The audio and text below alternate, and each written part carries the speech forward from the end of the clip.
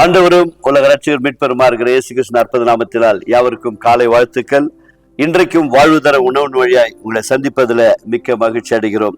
ஒவ்வொரு நாளும் இந்த நிகழ்ச்சியை பார்க்கிறீர்கள், செபிக்கிறீர்கள். என்னோடு கூட தோல் கொடுத்து என்னோடு கூட இந்த நிகழ்ச்சியை பார்த்து வருகிற எல்லா தேவ பிள்ளைகளுக்காக, உலகத்தில் இருக்கிற அத்தனை தேவ பிள்ளைகளுக்காக நன்றி செலுத்துகிறோம்.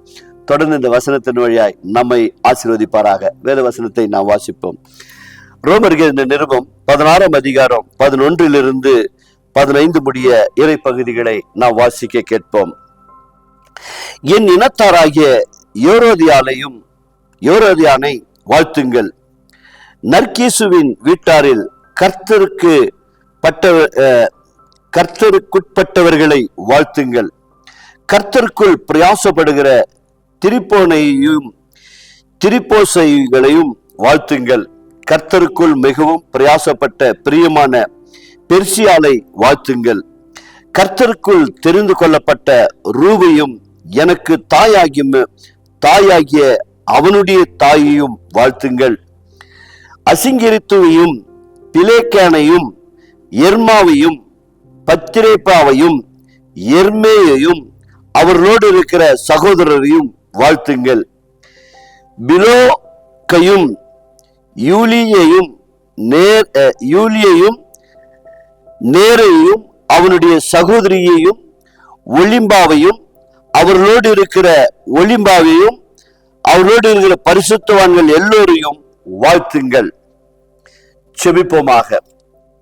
கிருபை உள்ள நல்ல ஆண்டவரே, அன்றைய காலையிலே நம்முடைய பிள்ளைகள் பரிசுத்த பவுலோடு கூட இணைந்து ஊழியத்தை செய்த ஒவ்வொருவரையும் பெயர் பெயராய் ஆண்டவரை வாழ்த்தி ஆசீர்வதித்த பரிசுத்த பவுலை போல இன்றைக்கும் நாங்கள் மன இதயபூர்வமாக ஆண்டவரை இந்த ஊழியத்தில் இணைந்து செயல்படுகிற ஒவ்வொரு பிள்ளைகளையும் கர்த்தர் ஆசீர்வதிப்பீராக. இந்த நாளில் ஆண்டவரை இந்த நிகழ்ச்சியின் வழியா எனக்கு ஒரு பரிபூர்ண ஆசீர்வாதத்தை கொடுக்க மாட்டாரா? நான் இந்த ஊழியத்தை செய்ய மாட்டேனா?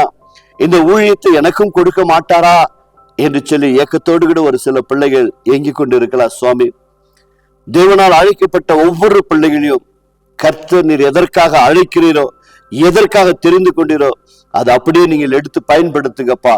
எந்த நோக்கத்திற்காக அழைத்தீரோ பரிசுத்த பவுலை அது போல ஆண்டவர் இந்த நிகழ்ச்சியின் வழியா யாரெல்லாம் நீர் முன்குறித்திருக்கிறோ அவர்களை அழைத்து இந்த கனமான ஊழியத்தை செய்யும்படி தேவ அபிஷேகத்தினால், பரிசுத்தாவின் அபிஷேகத்தினால் நிரப்பும்படியா செபிக்கிறோமப்பா. கர்த்தர் நீங்கள் அப்படியே செய்கிறமைக்காய் நன்றி.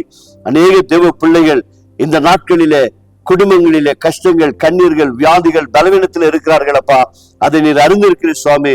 அப்படிப்பட்ட கண்ணீரில் இருக்கிறவர்களை, வேதனையில் இருக்கிறவர்களை, துயரப்படுகிறவர்களை கர்த்தர் ஒவ்வொருவரையும் ஆறுதல் படுத்தி, தைரியப்படுத்தி, நம்பிக்கை கொடுத்து ஆண்டவரே உம்முடைய நாமத்தின் மேல் வைத்திருக்கிற அந்த விசுவாசத்தை பார்த்து உம்முடைய பிள்ளைகளை ஆசீர்வதிக்கும்படியா செபிக்கிறோம். வெளியில கடந்து போகும்போது வரும்போது கர்த்தர் தம்முடைய தூதர்களை முன்னும் பின்னுமாய் வைத்து பாதுகாத்துக் கொள்ளும்படியா செபிக்கிறோம். இந்த நிகழ்ச்சியை தனிப்பட்ட விதத்துல யார் யார் எந்தெந்த காரியங்களுக்காக செபித்துக் கொண்டு இருக்கிறார்களோ அது அப்படியே ஆம் என்றும் ஆமீன் என்றும் கர்த்தர் ஆசீர்வதிப்பீராக.